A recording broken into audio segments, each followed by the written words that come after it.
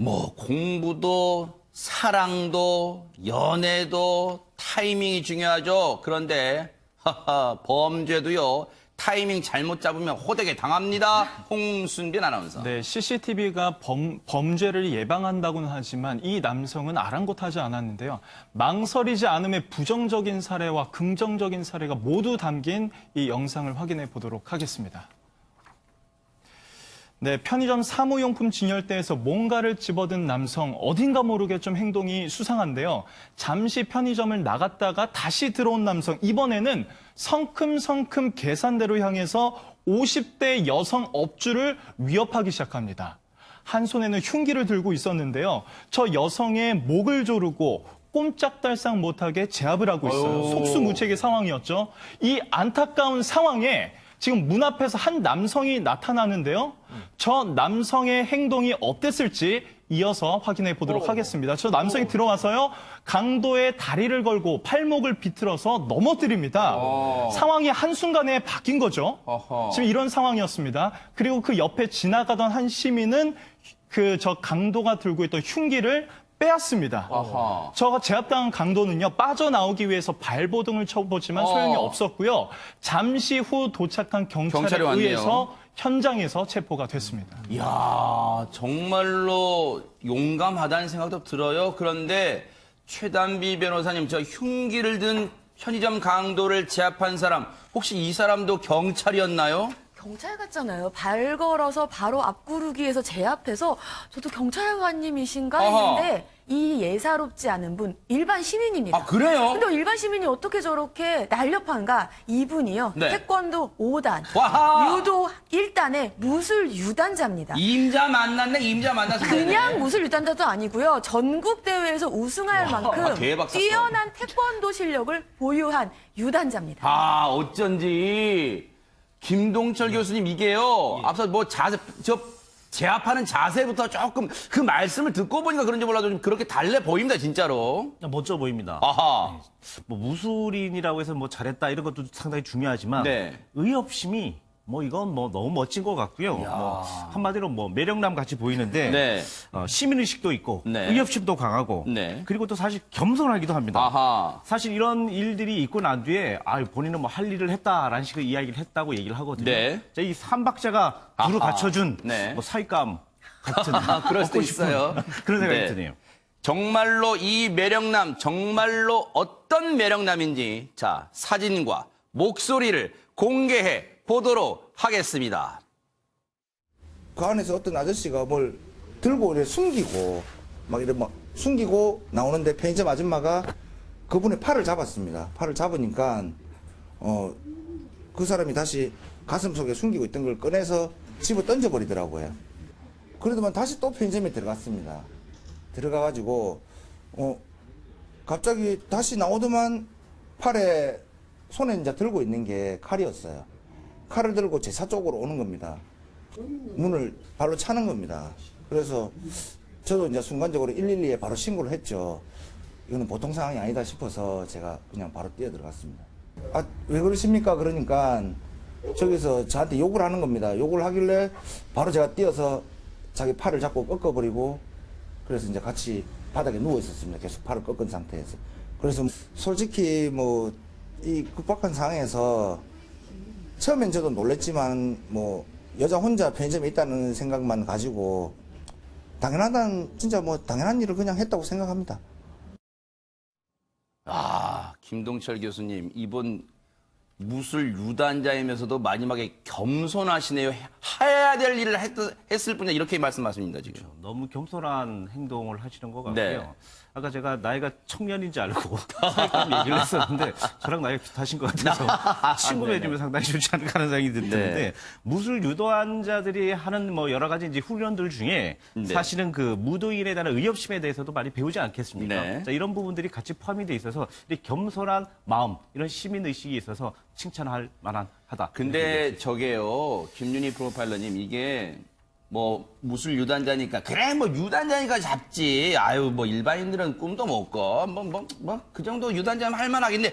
이렇게 생각하시면 안 될 것 같아요. 아, 진짜 안 됩니다. 네. 저도 현장에 있었을 때요. 네. 딱 흉기가 앞에 보이면 순간적으로 움찔합니다. 아, 그래요? 네, 장비를 다 갖추고 있음에도 불구하고요. 특히 지금 보면은 팔을 딱 꺾어서 아예 그 손목 자체를 제압하지 않습니까? 네. 이거는 진짜 쉽게 판단할 수 있는 게 아니어서요. 어떻게 보면 본능적으로 자기가 많이 학습하고 많이 트레이닝 돼 있는 분이라서 가능한 거고요. 네. 아무나 이렇게 하시면 안 되십니다. 그러니까요. 사실은. 네. 그리고 아마 이제 현장에 또 경찰분들도 신고를 받고 정말 빨리 도착한 것 같아요. 영상만 봐도요. 경찰분들도 이 성지훈 씨께 엄지척, 두 엄지척 이렇게 했다고 하는데요. 경찰 얘기 들어보시고 이어가 보도록 하겠습니다. 일반인 분이 그 칼을 잡고 있는 손목을 잡고 못 움직이게 딱 제압하고 있는 그 상태였습니다. 그 보통 사람으로서는 진짜 하기 힘든 그런 어려운 일을 하신 거로 생각합니다. 아, 정말 감사합니다. 그런 상황에서 진짜 그 현장에 접근하는 것조차 어려울 건데 정말 그 슈퍼캅 능가하는 우리 신고자분 정말 훌륭합니다. 그러네요. 정말로 슈퍼캅이라고 해도 정말로 아깝죠. 이 손색이 없을 것 같습니다. 그런데 저 편의점 강도 행각을 벌이려던 남성 대체 이유가 뭡니까 대체? 이유가 본인은 술에 취한 상태에서 우발적으로 범행을 저질렀다 이렇게 주장을 하고 있는데요. 저는 이 주장이 조금 신빙성이 떨어지는 게 아까 우리 저 용감한 시민분께서 말을 하시는 걸 봤을 때 그 당시의 상황이 처음에 편의점에 들어갔다가 나왔다가 다시 들어갔다고 했잖아요. 아하. 근데 그것이 어떻게 술에 취해서 우발적으로 한 행동인가? 두 번이나 들어갔을 때에는 분명히 고의가 있었거든요. 네. 그렇기 때문에 저는 이 주장이 경찰이 판단을 했을 때 그렇게 신빙성 있는 주장은 아니다라고 보입니다. 네. 근데 당시에요. 늘 편의점 강도 행각 이런 거 뉴스파이터가 다루면서 이인철 변호사님 여전히 편의점이라는 곳이 이 범죄의 사각지대까지는 아니지만 늘 위험에 노출됐다, 늘상 노출됐다 이런 생각을 해봅니다 지금. 범죄에 취약하죠. 아하. 그 이유는 뭐냐면 편의점은 밤늦게까지 영업하잖아요. 아하. 그리고 혼자서 근무하는 경우가 많습니다. 편의점 업주라든지 아니면 아르바이트생 혼자서 근무하니까 그것도 여성일 경우. 여성일 경우도 아. 있으니까 이 범죄는 타깃이 되는 거예요. 아. 이 범죄자 같은 경우에는 약한 상대방을 노리거든요. 그러니까 만약에 이때 사람이 많이 있거나 아니면 대낮이었으면 저렇게 대담한 행각을 벌이지 못했겠죠. 그랬겠네요. 그렇기 때문에 사실 이 편의점이 굉장히 어떻게 보면 범행의 타겟이 돼서 네. 대책 마련이 시급할 것으로 보입니다. 그런데요, 이 강도 행각을 벌였던 남성 경찰 조사를 받는 과정에서 오히려 방귀 낀 놈이 성내는 그런 태도를 보였다네요. 그 얘기 마저 들어보시고 이어가 보도록 하겠습니다. 내가 뭐 살인을 했나? 살인도 하지 않았는데 왜 이렇게 잡아놓고 있느냐고 저희들한테 오히려 화내고 욕만 실컷 하고 갔습니다. 예, 인정을 했습니다. 하하, 오히려 경찰관을 향해서 욕설도 내뱉었다고 하는데 잡고 봤더니 홍순빈 아나운서 이 사람의 좀 구체적인 행각, 과거 행각 좀 드러나고 있습니까? 뭐 CCTV가 있는데도 아랑곳하지 않고 성큼성큼 걸어가는 모습부터 뭔가 좀 느낌이 뭐 석연치 않았는데요. 이 남성 붙잡아 보니까 전과 32범의 50대 남성이었습니다. 전과가 있었던 거죠. 와, 최단비 변호사님. 전과랑 조금 뻥을 이 과장을 섞으면요. 전과 32범, 나이 53살, 전과와 나이가 거의 맞먹습니다.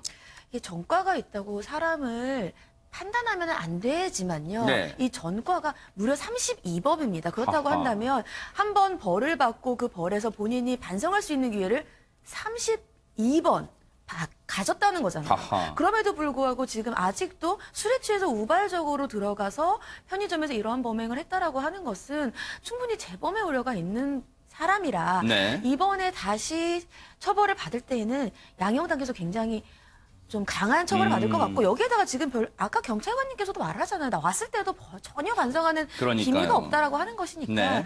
네, 좀 처벌이 좀 강해 보입니다. 이인철 변호사님. 네. 경찰분들로 두 엄지척 하면서 슈퍼캅이라고 칭찬하신 이 성지훈 씨께 뭐 좀 해드려야 되는 거 아니에요? 당연히 해드려야죠. 어허. 표창과 함께 포상금을 아하. 지급할 예정이라고 하는데 네. 사실 이거 아무나 못합니다. 아무리 그렇죠. 본인이 뭐 무술이 뛰어나다고 하더라도 맞아요. 이거는 현장이잖아요. 네. 그 경찰도 사실 이거는 쉽게 제압을 맞아요. 하기 힘든 사건인데 정말 이 사람 훌륭한 사람이라서 네. 정말 칭찬을 좀 많이 해야 될 것 같습니다. 그러니까요. 아마 성지훈 씨 혹시 결혼하셨다면 든든한 가장이실 거예요. 정말로 가족분들이 자랑스러워하시고 아마 동네 분들도 아이고 TV에서 잘 봤어요. 정말 잘했어요. 아마 하실 거예요. 정말로 감사의 박수를 보내드리겠습니다.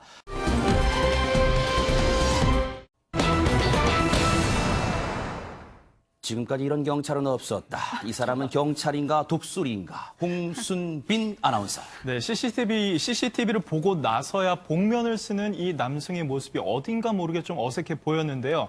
경찰의 예리한 눈을 피해갈 수는 없었습니다. 먼저 범행 장면부터 확인해 보도록 하겠습니다. 네, 한 남성이 건물 안으로 들어옵니다. 한 주유소 사무실이었어요. 두리번거리더니 저 남성이 CCTV를 확인하고 그제서야 복면을 쓰기 시작합니다. 어허. 뭔가 좀 어색해 보이는데요. 이 남성이 뭐가 좀 불안했는지 일단 밖으로 나가서 주변을 살피기 시작을 해요. 네. 이렇게 살피다가 뭔가 작심한 듯 다시 사무실 안으로 들어옵니다. 네. 이번에는 CCTV를 전혀 신경 쓰지 않고요. 복면을 살짝 고쳐 쓰고 두리번거리더니 책상 위에서 뭔가를 훔쳐 달아납니다. 아하. 이날 이 사무실에서는요. 현금이 사라졌는데요. 아하. 당연히 경찰이 출동했겠죠. 네. 경찰이 이곳으로 출동을 합니다. 네. 그래서 CCTV를 확인해 보는데 네. 저 범인의 인상착의를 한 경찰관의 머릿속에 맴도는 기억이 있었어요. 아하. 뭔가 좀 단서를 찾아낸 듯 휴대전화를 꺼냅니다. 그래서 네. 저 경찰관이 이렇게 휴대전화를 꺼내서 그 휴대전화에 저장된 장면을 유심히 살펴보는데요. 아하. 어떤 모습을 지금 확인하고 있는 건지 네. 계속해서 이어서 보도록 하겠습니다. 네. 네, 바로 이 장면인데요. 네. 이틀 전 폭행사고 신고 현장이었습니다. 네. 당시 폭행 사건의 일행이었던 지금 붉은색 원 안의 남성의 모습과 네. 조금 전에 그 사무실 내부 CCTV에서 확인한 절도범의 모습이 매우 흡사해 보였던 거죠. 아하. 그러니까 이 모습을, 이 스쳐 지나가는 모습을 저 경찰관은 그냥 지나치지 않았던 겁니다. 아하. 최단비 변호사님, 저 경찰관이 예전에 좋아했던 노래가 현진영 씨 노래 같아요. 흐린 기억 속의 그대. 그거 아닐까 싶습니다. 정말 대단하신 것 같아요. 아하. 저는 어제 제가 입었던 옷도 기억이 안 나거든요. 그렇죠, 그렇죠, 그러네. 근데 저 경찰관님은 진짜 능력이 대단하시고 정말 네. 경찰인가 독수리인가. 근데 네. 저분이 스스로 이제 기억을 하신 거예요. 내가 며칠 전에 폭행 사건으로 출동을 했을 때 거기에 심지어 그 폭행 사건의 피의자도 아니에요. 관련돼 있던 일행 중에 한 명인데 아하. 그 사람이랑 비슷한 것 같은데 하면서 본인이 메모해 두셨던 네. 그 사람의 신상 정보와 휴대폰을 꺼내 봅니다. 아. 그런 다음에 그 절도범이자 폭행 현장에 있었던 관련자에게 전화를 걸어요. 네. 그래서 내가 지금 관련돼서 폭행과 관련돼서 참고인으로 좀 조사를 할 게 있는데 경찰서로 나와주세요. 아. 그렇게 얘기를 합니다. 전화를 걸었군요. 전화를 아하. 걸었어요. 그랬더니 그 절도범이 내가 꼭 그걸로 관련되어서 참고인으로 경찰에 가야 됩니까? 이렇게 얘기를 하는 거예요. 네. 그러니까 이 경찰관 분께서 그런데 지금 이 참고인분 혹시 언제 주유소 가시지 않았어요? 이렇게 딱 집어서 얘기를 하니까 네. 이 절도범이 그제서야 하하. 그 혐의를 시인을 하고 네. 스스로 자진해서 파출소로 나왔습니다. 네. 저 범행 이후에요. 저 자진해서 나올 때까지의 걸린 기간이 혹시 시간일까요? 기간일까요, 여러분? 3시간밖에 안 됐답니다. 이인철 변호사님 대단합니다, 정말. 그러니까 이 절도범이 놀랬겠죠. 아니 어떻게 알았을까. 네. 그래서 그냥 3시간 만에 그냥 순순히 인정을 한 걸 자백을 한 건데 네. 이 사람도 자포자기하면서 생각을 했겠죠. 네. 내가 계속 발표하는 것보다는 네. 확실한 증거가 있으니까 그냥 인정하자. 네. 인정해야지만 형량이 좀 줄거든요. 네. 그래서 어쩔 수 없이 자백을 한 것 같습니다. 아마 이 사람 경찰서에 가서 첫 마디가 그거 아닐까요? 어떻게 아셨어요? 혹시 그거 알지 모르겠습니다. 경찰 얘기 들어보시고 이어가 보도록 하겠습니다. 이제 돈을 털어 갔다라는 신고 내용을 받고 현장에 가게 되거든요. 현장에 가서 CCTV를 이렇게 보던 중에 저희가 이제 다른 사건으로 사건 현장에 나갔다가 거기에 있었던 사건 현장에 이제 관련자들 옆에 있었던 일행 일행이 하고 인상 차이가 너무 비슷해갖고 이제 현장에서 제가 이렇게 딱 파악을 했던 거거든요. 거기 보면은 그 사람이 CCTV를 보고 다시 복면을 쓰거든요. 복면을 쓰기 전에 얼굴이 이렇게 딱 찍혀 있으니까 되게 좀 이렇게 걸음걸이도 좀 특이하고 이렇게 전체적인 인상 차기가 좀 너무 비슷해갖고 아, 이 사람인 것 같다 해서 이렇게 알게 된 거죠. 그런데 김윤희 프로파일러님도 뭐 경찰 생활 하셨습니다만 경찰은 정말 아무나 되는 게 아니다 싶은 생각도 들어요. 저 말씀 들어보면. 그 경찰 마크가 참술입니다. 네. 진짜 매의 눈을 가지고 있는 거죠. 네. 네, 그만큼 또 여러 가지 인지를 해야 됩니다. 실제로 사건들을 되게 많이 다루게 되거든요. 당사자도 아니고 그 일행이었던 사람을 보고 있다라는 건 되게 주의 깊게 본 거고요. 아하. 또한 어떻게 보면 잡으려는 의지가 되게 명확했기 때문에 얼굴도 정확하게 보게 되고 걸음걸이도 보게 된 것으로 봤을 네. 때는요. 정말 천상 경찰이신 것 그런 것 같습니다. 같아요, 진짜로. 그런데 김동철 교수님, 이 범인이요. 처음에는 저곳을 들어갔다가 다시 나왔다가 뭐 왔다 갔다 했어요. 대체 저기는 왜 갔을까요, 그러면? 사실 그 본인의 남성의 주장은 뭐냐면 5만 원권 지폐를 1만 원권으로 바꾸기를 위해서 네. 주유소에 들어갔다라 얘기를 하거든요. 그래 금고를 봤더니 우발적으로 나는 돈을 훔치게 됐다라고 얘기를 하는데 네. 이게 좀 이상한 거죠. 그럼 아하. 복면을 왜 준비를 해 갔을까요? 네. 얼굴 찍힌 걸 보고 복면을 다시 썼거든요. 자, 네. 이런 말들은 제가 좀 이야기가 좀 어렵고요. 그 돈을 사실 좀 빌렸었답니다. 그래서 갚는데 사용했다 이렇게 얘기를 했습니다. 훔친 돈을 또 빌린 데 갚는다고 갚았다고 하는데 앞서 영상 중에요. 경찰 정복을 입은 분들이 있고 또 한 분은 이제 여유롭게 이 의자에 등을 딱 기대서 통화를 하고 있죠. 여러분들이 생각해요. 아니 지금 뉴스파이터 한가롭게 지금 경찰 통화하는 걸 왜 보여줘? 하실 텐데 최단비 변호사님 저 장면이 의미가 있는 지금 장면이잖아요. 그렇습니다. 저렇게 통화를 하면서도 저 통화가 지금 하면서 내가 생각했던 저 사람이 그 사람인데 그래서 지금 전화를 하면서 그때 그 폭행에 관련자시니까 한번 나와주실 수 있나요? 아하. 이렇게 얘기를 한 것이고 유인하는 거군요. 유인하는 거죠. 근데 아하. 그 사람이 제가 꼭 나가야 되나요? 이러니까 그제서야 혹시 그런데 주유소 가지 않았어요. 그 아하. 얘기는 너 주유소 절도범이지? 이렇게 얘기를 하면서 3시간 만에 경찰서로 그러니까요. 자진해서 출석하게 했다. 바로 그 바로 이 장면입니다. 모습입니다. 네. 그랬더니 이제 그 다음에 경찰서 보세요. 이 모습이에요. 결국 터벅터벅 어떻게 알았지? 난좀 어떻게 알았을까? 그러면서 지금 들어오는 모습이었어요. 그래서 다 순순히 이제 털어놨습니다. 그런데 앞서 매의 눈만 가지고 있다고 범인을 검거할 수 있을까요? 그건 아니랍니다. 그 얘기 마저 들어보시고 이어가 보도록 하겠습니다. 제가 이제 아직 경찰 경력은 1년밖에 안 되거든요.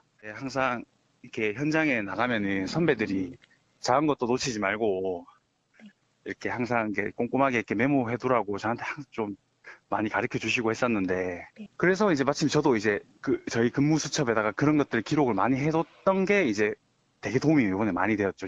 그러니까 앞으로도 현장에서 작은 것이라도 좀 귀담아 듣고 그렇게 이렇게 한 국민에게 좀 이렇게 신뢰받을 수 있는 그런 경찰관이 되고 싶습니다. 그러네요. 우리 또 김복준 의원님이 흐뭇하게 아마 또 이걸 또 보고 계실 것 같습니다. 후배님을요. 그런데 이인철 변호사님, 이거를 뭐 자수라고 보아야 되는 거예요? 어떻게 봐야 되는 거예요? 네, 애매하긴 하죠. 사실 자수라는 것은 범행이 발각되기 전에 스스로 이제 가서 이제 자백을 하는 건데 이 사건 같은 경우에 이미 범행이 발각이 됐잖아요. 그래서 엄밀히 말하면 자수라고 볼 수는 없지만 그래도 정상창자가 약간은 될 것 같습니다. 막 네. 도망 다니지 않고 스스로 와서 자백을 했기 때문에 네. 뭐 6년 이하의 징역형으로 되어 있는데 실제 형량에서는 뭐 집행유예 정도나 아하. 더 잘하면 뭐 벌금형으로 나올 수 있을 것 같고 네. 저는 이 경찰이 굉장히 잘했다고 칭찬드리고 싶은데 머리 좋은 사람이 못 이기는 사람이 누군지 아세요? 뭘까요? 누굴까요? 메모하는 사람은 절대 못 이긴다고 아하. 합니다. 메모하는 게 좋은 습관이거든요. 자기 네. 머리만 믿고 하지 말고 메모하는 이 경찰 정말로 칭찬드립니다. 그러니까요. 정말로 경남 창원 중부경찰서 중앙파출소입니다. 파출소. 우리 또 시청자분께 웃음을 드리려고 또 이렇게 한번 했네요. 중앙파출소의 조용우 순경께 정말로 우리가 큰 박수를 보내드립니다. 아마 그 주위에 계신 시민분들은 든든해 하실 거라는 생각도 듭니다. 조용우 순경께 감사의 박수를 보내드립니다.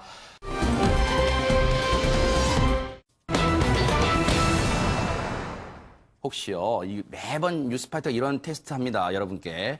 만약에 은행에 가셨는데 1억 원을 주셨다면 어떻게 하시겠습니까? 최단비 변호사님. 네, 2017년 2월이었습니다. 한 사람이 은행에 개인 대여 금고로 가요. 개인 대여 금고에는 이제 한 명씩 들어갈 수 있죠. 비밀번호를 누르고. 딱 들어갔는데 개인 대여 금고 안에 비닐봉지가 있는 거예요. 이게 뭐지 하고 비닐봉지를 열어봤더니 그 안에 5만 원권으로 1억 500만 원이 있어요. 대박. 깜짝 놀랐겠죠. 1억 500만 원이 얼마나 됐을까요? 비닐봉지가. 놀래서 이 돈을 준 고객이 바로 이 돈을 은행에게 전달합니다. 제가 아이고. 개인 대여금고 안에서 1억 500만 원을 주었습니다. 그러고 나서 이제 기다렸어요. 네. 이제 새로 이제 주인이 나타났을까? 주인이 나타나지 않으면은 뉴스파이터에서 유실물법으로 내가 돈을 받을 수 있다고 했는데 네. 기다렸는데 1년이 지났는데도 주인이 나타나질 않은 거예요. 그러면 아싸! 그랬을까요? 그래서 이분이 네. 소송을 겁니다. 왜요? 법원에 민법에 따라서 유실물법에 따라서 이 아하. 돈을 준 나한테도 이 돈의 절반을 달라. 이 절반의 권리가 있다라고 소송을 냈는데 네. 법원이 줄 수 없다라고 판결을 내렸습니다. 아니, 이인철 변호사님, 네. 건물생심이라고 그거를 돈 1억 500만 원, 그 5만 원권, 그 눈부신 황금색깔 같은 눈부신 1억 500만 원을 주어서 고스란히 은행에 신고했는데 한 푼도 이 사람한테 이 사람이 못 받아요? 억울하겠죠. 근데 네. 이제 법이 조금 까다롭긴 합니다. 제가 이제 쉽게 설명을 드릴게요. 네. 자, 만약에 길거리를 갔는데 1억 원을 발견했다. 그러면 이제 그거를 이제 주워가지고 경찰에 신고하잖아요. 네. 근데 6개월이 지나도 소유자가 나타나지 않았다. 네. 그럼 습득자가 소유가 돼요. 어허. 근데 만약에 주인이 나타났다. 그럼 네. 보상금을 받을 수 있어요. 네. 5에서 뭐 10% 많으면 20%까지도 보상금을 받을 수 있거든요. 네. 자, 근데 길거리가 아니라 은행 같은 건물에서 발견했다. 네. 그러면 이 건물 관리자에게 이제 신고를 해요. 그러면 이 6개월 후에도 주인이 나타나지 않으면 건물주와 이 습득자가 반반해서 갖는 거거든요. 근데 문제는 뭐냐면 네. 경찰에 7일 이내에 신고를 해야 됩니다. 이 분실물이 있습니다. 네. 은행에만 신고하면 되는 게 아니에요. 법에 보면 반드시 7일 이내 경찰에 신고를 해야 돼요. 그래요? 근데 이 은행에서 네. 7일 이내에 경찰에 신고를 못한 겁니다. 아이고. 깜빡 넘어간 거예요. 아하. 그래서 소송까지 간 거고 네. 결국 법원에서는 법에 따라서 어쩔 수 없다. 네. 경찰에 7일 이내에 신고하지 않았기 때문에 네. 이 습득자는 소유권을 취득할 수 없다. 이렇게 판결 내린 겁니다. 아니, 근데 어쨌든 그러면 최단비 변호사님, 이 돈을 주어서 은행에 신고하신 분 그래도 억울할 거잖아요. 은행이 잘못한 거 아니에요, 지금? 저 같으면 정말 잠이 안 올 것 같아요.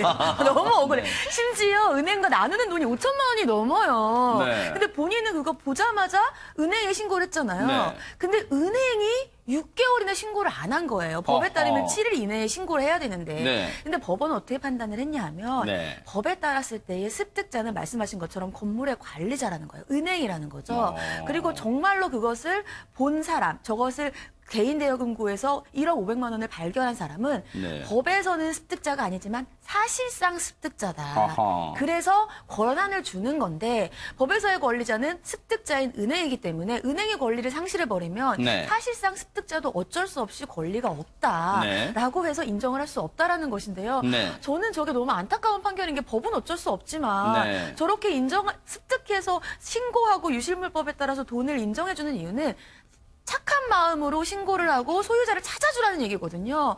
근데 저렇게 7일 이내에 신고를 안 했다. 은행이 안 한 거잖아요. 그러니까요. 사실상 습득자는 한 것인데 저것을 인정 안 해준다고 하면 그럼 누가 저걸 신고하겠습니까? 아하, 이게요. 이 분은 이 돈을 지난해 2월에 지금 이 돈을 발견하고 은행 갔다가 돈을 발견하고 신고하신 거예요. 그런데 이분이 지금 이 법원의 판단까지 1년을 기다리신 거예요. 그런데 보세요. 그 과정만 소개해 드릴게요. 6개월 후에 은행이 이제 경찰서에 그제서야 신고를 합니다. 경찰이 유실물 공고를 했대요. 그래서 또 6개월이 지났어요. 돈 주인은 나타나지 않았는데 아마 이 돈을 주신 분은 아마 달력에 제가 모르긴 몰라 달력에 체크를 막 해갔을 거예요. 이제 몇 달 남았다. 이제 몇 달 남았어. 그렇게 체크를 했는데 어쨌든 법은 야속할지는 모르겠습니다만 이인철 변호사님 법은 법인 거예요. 그렇죠. 어쩔 수 없는 거예요. 뭐 판사도 주라 그렇게 하고 싶었겠죠. 뭐 조정할 수도 있지만 뭐 어쩔 수 없는 거예요. 법을 따라야 되는 거 아닙니까? 자, 네. 그럼 이 습득자는 정말 못 받느냐? 방법이 하나 있긴 합니다. 뭘까요? 은행을 상대로 손해배상 소송을 하는 거예요. 아, 그래요? 은행이 잘못했잖아요. 자, 이 사람은 잘못한 게 없죠. 정말 빨리 은행에 신고했는데 네. 은행이 그 기일을 놓쳐가지고 늦게 신고한 거 아닙니까? 네. 그거는 과실이에요. 은행 과실. 아하. 아, 그리고 처음부터 은행의 과실이 뭐냐면 네. 왜 엉뚱한 다른 사람 대여금고에 1억 500만 원을 놔뒀냐고요. 그거 잘못 놓은 거잖아요. 아하. 원래 주인이 아니라 이 습득자의 대여금고에 놓은 거 아닙니까? 네. 그것도 은행이 잘못한 거 아닌가요? 네. 저는 은행의 잘못이 두 가지나 있다고 보거든요. 그렇기 네. 때문에 이 습득자는 은행을 상대로 민사소송으로 손해배상 소송을 하면은 뭐 전액은 아니더라도 네. 일부 은행은 받을 가능성이 있다고 생각이 듭니다. 그러면 재판부가요, 최단비 변호사님, 네. 돈을 애초에 주어서 신고한 분한테 돈을 줄 수 없다고 판단한 배경, 이유가 좀 있어요? 한번 그거 좀 설명해 주세요. 예, 앞서서 이제 말씀을 드렸는데 이 법에 의하면 습득자는 법에서 이제 권리를 주는 습득자는 은행인 거예요. 건물의 관리인. 네. 근데 이 건물의 관리인이 법에 따라서 7일 이내에 신고를 하지 않았어요. 네. 그러니까 건물의 관리인에게 권리가 없겠죠. 그러니까 그 건물의 관리인과 함께 권리를 공유하는 사실상 습득자인 이 개인 금고에서 이 1억 500만 원을 발견한 이분도 권리가 없어지는 겁니다. 예. 근데 전 너무 안타까운 게 이게 실제 소유자가 나타났으면 또 모르는데 소유자가 나타나지도 않았어요. 허허.